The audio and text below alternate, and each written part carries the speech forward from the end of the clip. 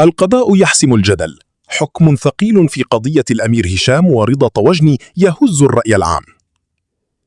شرارة القضية التي بدأت من فيديو، مواجهة مباشرة بين حرية التعبير وحدود القانون.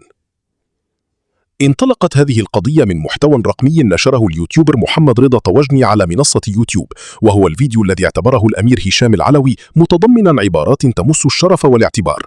لم يكن الأمر مجرد اختلاف في وجهات النظر، بل تحول سريعا إلى ملف قانوني ثقيل أعاد إلى الواجهة النقاش حول حدود حرية التعبير في الفضاء الرقمي. الأمير هشام لم يتأخر في الرد، حيث أعلن عبر تدوينة رسمية أنه قرر اللجوء إلى القضاء من أجل المطالبة بحقه، مؤكدا أن تحركه لا يتعارض مع إيمانه بحرية الرأي والتعبير، بل يندرج في إطار حماية الكرامة الإنسانية. هذه الخطوة أعطت للقضية بعدا أكبر، خصوصا وأنها تجمع بين شخصية عامة وناشط رقمي يتابعه آلاف الأشخاص.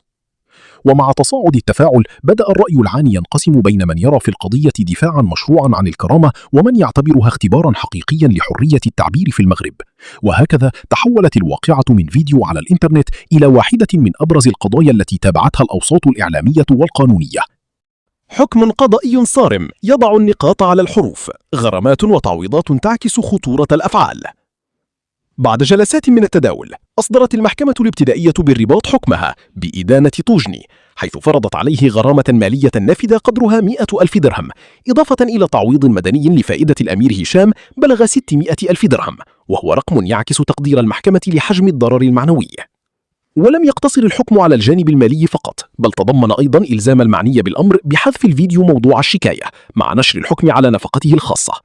هذه الإجراءات تعكس توجها واضحا نحو ردع أي محتوى يعتبر مسيئا أو متجاوزا للضوابط القانونية. ويرى متابعون أن هذا الحكم يبعث برسالة قوية لكل صناع المحتوى، مفادها أن النشر على المنصات الرقمية لا يعفي من المسؤولية القانونية، وأن كل ما ينشر قد يخضع للمساءلة إذا تجاوز الخطوط الحمراء.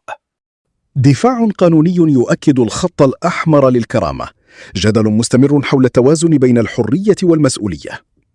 قاد ملف الدفاع عن الأمير النقيب عبد الرحيم الجامعي، الذي أكد أن القضية لا تستهدف تقييد حرية التعبير، بل تسعى إلى وضع حد للتشهير والإساءة.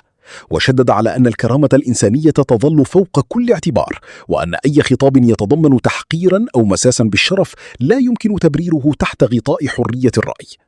وأوضح الجامعي أن اللجوء إلى القضاء هو حق مشروع لأي مواطن يشعر بالضرر، مشيرا إلى أن المحكمة تبقى الفضاء الأنسب للفصل في مثل هذه النزاعات، بعيدا عن التأويلات والانطباعات.